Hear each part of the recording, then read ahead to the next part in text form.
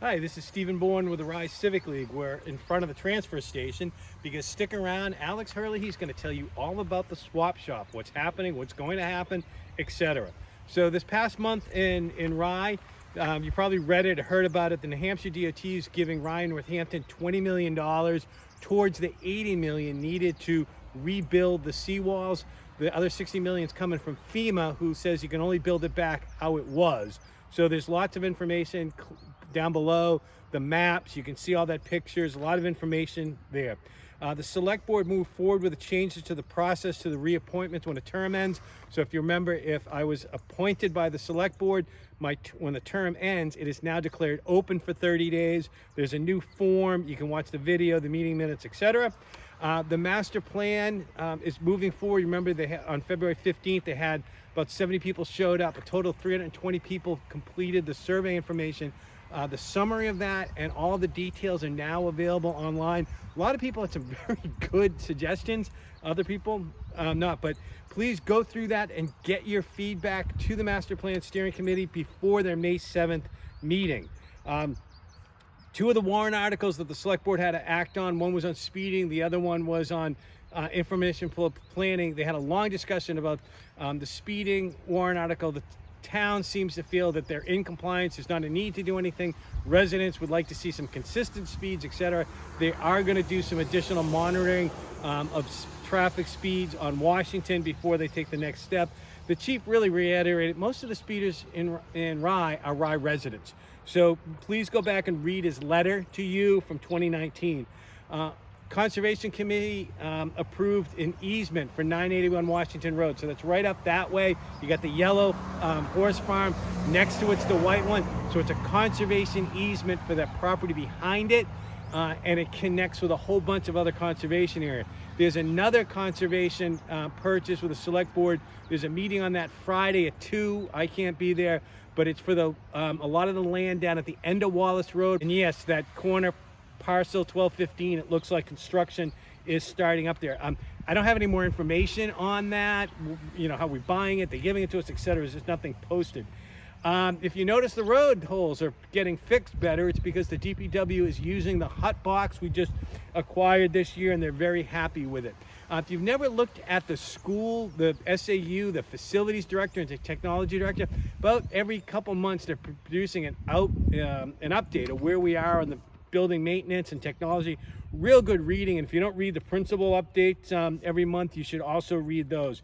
Aquarian was in to give their update to the select board. They didn't really talk much about how Eversource is putting Aquarian up for the block to be sold, but they talked about their water main break. There's actually a grant proposal you should take a look at. If you want rain barrels, you still have time to do that. If you remember FB Environmental, a couple years ago, the town got that $100,000 grant. They did that philo chip testing that turned out, could have known, absolutely no results that could be taken from that. But the second part of that was to deliver another report, and that looked at the impact of sea level rise and groundwater levels rising. And the planning board discussed that, the select board haven't, or anyone else. But the bottom line is there's data when the sea level and the groundwater comes up, even new septic systems and leach fields are failing and breaking. So it all goes into the whole Parsons Creek watershed area that's oversaturated with leach fields. Afterwards, the planning board shared some information from the Rockingham Planning Commission about, you know, theoretical scenarios of how much sea level groundwater rise and the volume of parcels on the seacoast that can be impacted. The Civic League pulled out and put all the Rye information on a table. You can see that, see some of the theoretical numbers they have. Rye Recreation, if you didn't notice it last summer, it had a whole bunch of trips planned. There's even more there. Two new things. There's going to be a fundraiser May 31st, an improv night to raise money. It's going to be at the RES. And, you know, if you're still dreaming your track and field days, there is going to be a Rye track and field team for adults to participate. So go to that link, go to the practice, and make Rye proud. All right, you're going to learn everything you need to know about the swap shop. Hello, I'm Alex Hurley. I'm standing at the swap shop at the Rye Transfer Station Recycling Center. This building was the original building put up in the early 80s for the recycling center, transfer station. And when it became abandoned, when they built a new building on the opposite side, about 1987, that's when the swap shop opened, and they began to use this older building for storing things, and they allowed us to have these 2 rooms in the swap shop. And if you look in the town reports, you will see that there were actual reports from volunteers who took care of the swap shop at that time and reported on the work. Later on, we don't see any of those reports. What happened in 2014 is the Recycling Education Committee, which is a subcommittee of the Energy Committee, was created. I'm now chair of that subcommittee, and one of our jobs is to take care of and manage the swap shop, and also just do a general public education about recycling. We meet every third Tuesday upstairs in the library at 6:30, so you're welcome to come to our meetings. We're always looking for new ideas to get people to, promote public education on how we can live more of a green life, because we're afraid the word recycling is falling on deaf ears a lot. So 2 of the bins that you see out here, we have 2 for Helpsy, and you can see all the items that they take, shoes, all kinds of textiles, clothing, bedding, pillows, etc. And then of course the books. So we also take books inside, but right now this book bin is filled, so we have to, this is a national organization, discoverbooks.com, and they do a great job. I just saw one of these in California, so that confirms it. All right, so now we are going to enter the swap shop, and 2 more of our volunteers will introduce themselves, and they will tell you about that. Good morning and welcome to the swap. My name is CJ Bogart, and welcome. Hopefully you've been here before. As you can see, we're a little low in inventory right now, but in a few days we'll be overstocked. Hi, I'm Pamela Helfrich. I'm part of the Rye Recycling Education Committee, and I'm here in our swap shop. I would consider this one of Rye's hidden treasures, other than the beaches. So this is the clothing area.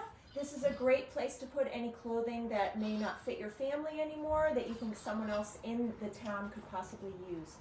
So you can fold clothing here, place them on the shelves. Anything you want to hang up over here to make it visible for other residents in town. This is a great spot here too. And then over here, we have our shoe area. So you can place any shoes here.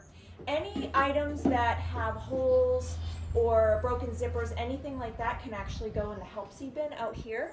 And I think Alex may have mentioned a little bit more about that. We actually receive income from the town. The town receives income based on the weight of the items that are donated in that bin. So that's a great place to donate items that maybe you think people won't be able to use in here.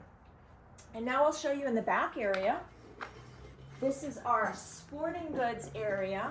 So this is a great place to donate any items that, especially baseball gloves, baseball bats, lacrosse sticks, any items like that that you think others in town might be able to use, ski equipment, anything like that. We just ask that any items, if they're broken, please don't place them here. They would need to go in the bulky bin around the corner. And then if there are some items that you're not sure if other people might know what they are, you can absolutely just leave a note on them. People really appreciate that, especially us when we're in here volunteering and picking things up, throwing things away. If you leave a little note, just let us know what they are and let others know what they are. That'll just be very helpful. And one other item too, just to mention, we do like to try to keep stuff off the floor. So when you come in here, if it seems a little bit full, try to put things on the shelves. We've built some extra shelving in here. I know Alex has helped with that. And we've really tried to make this a nice area for residents to come, get a book, pick up some toys, and we hope you'll be able to check out the swap shop soon. Thank you. So just to finish up in the back room here, I confess that I have in the past been heard to express a few expletives, because I would come back here and I could barely get into the room because too many items were being dumped in here. This is one of the reasons we're not open on Saturdays, so people don't bring all their yard sale stuff here. And so the space was just not being well used. We had oversized kids' toys, oversized sporting equipment. There are places, as you know, where to take these, whether it's Play It Again, Sports, by Market Basket and various Salvation Army. Of course, it takes a lot of this stuff.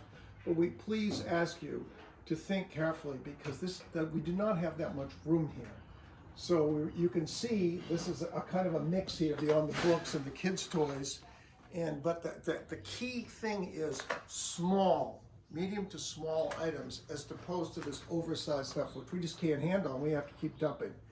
We have requested, and we hope we'll start on Tuesday, that the swap shop, on Wednesday, that we're going to expand the hours. So it'll still be Wednesday, Thursday, and Friday, but now we're going to request that it's open from 10 to 3 rather than 11 to 2, which seems reasonable and gives an extra 6 hours for people to use it. Thank you very much.